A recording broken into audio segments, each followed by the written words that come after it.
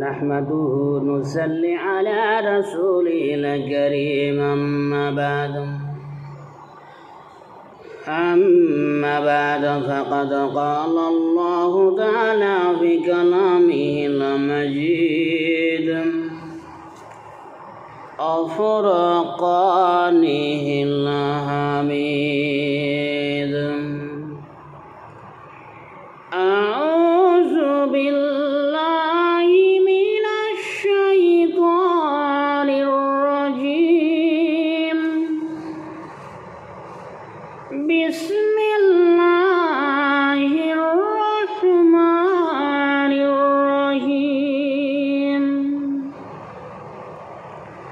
قل إن كانت لكم الدار الآخرة عند الله خالصة من دون الناس فتمنوا الموت إن كنتم صادقين বলেন আল্লাহু আকবার।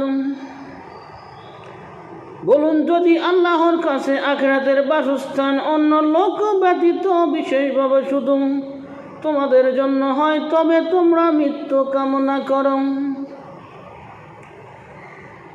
সূরা বাকারাতে, কুরআন মাজিদে অসংখ্য জায়গাতে বনী ইসরাইল জাতি সম্বন্ধে বলা হয়েছে। এ থেকে আমাদেরকে শিক্ষা নেওয়ার কথা বলা হয়েছে। এখানে মহান আল্লাহ বলতেছেন আল্লাহ রসুলকে যে আসলে যদি দুনিয়াবি বাসস্থান বা তারা যদি আল্লাহর অতি নিকটবর্তী হয়, তো আপনি তাদেরকে বলেন তারা মৃত্যু কামনা করুক। এরপরে মহান আল্লাহ বলতেছেন কখনোই নয়। পরে আয়াতে বলতেছেন ওয়ালাই ইয়াতামান্নাহু আবাদাম বিমা কদ্দামাত আইদিহিম ওয়াল্লাহু আলিমুম বিজ্জালিমিন। কিন্তু তারা তাদের কৃতকর্মের জন্য কখনো উহা মৃত্যু কামনা করবে না এবং আল্লাহ জালিমদের সম্পর্কে পরিজ্ঞাত। প্রথম আয়াতে বললেন যে যদি তোমরা আল্লাহর অধিক নিকটবর্তী হও বা আখিরাতের বাসস্থান তোমাদের জন্যই হয়, তাহলে তোমরা মৃত্যু কামনা করো। আবার পরে বললেন যে কখনোই তারা তাদের যে ওই যে নোংরা কাজগুলো, আল্লাহর অবাধ্যতা, পাপাচারের কারণে তারা জানে মৃত্যু কামনা করলে তারা শাস্তির সম্মুখীন হবে, এই জন্য তারা মৃত্যু কামনা করবে না। সম্মানিত দিনী ভাই বোন, কালকের ভিডিওতে বলেছিলাম সূরা বাকারা 92 নম্বর আয়াতের, সেখানে আপনার সংখ্যার একটু কম বেশি হয়েছিল, যে আসলে মূর্তি সম্বন্ধে তারা গোবৎস পূজা। আজকে এখানে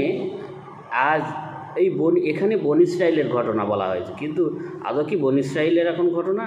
এখন এই মুসলিমদের অবস্থা এইরকম, নিজের কর্মের কারণে, নিজের আপনার বিভিন্ন পাপাচারের কারণে তারা জানে তারা অসৎ কর্ম করছে, এই জন্য তারা মৃত্যুতে ভয় পায়। আজ মুসলিমরা মৃত্যুকে ভয় করে, কারণ একটাই, আল্লাহর বিরোধিতা, রসুলের বিরোধিতা, দুনিয়ার মোহ।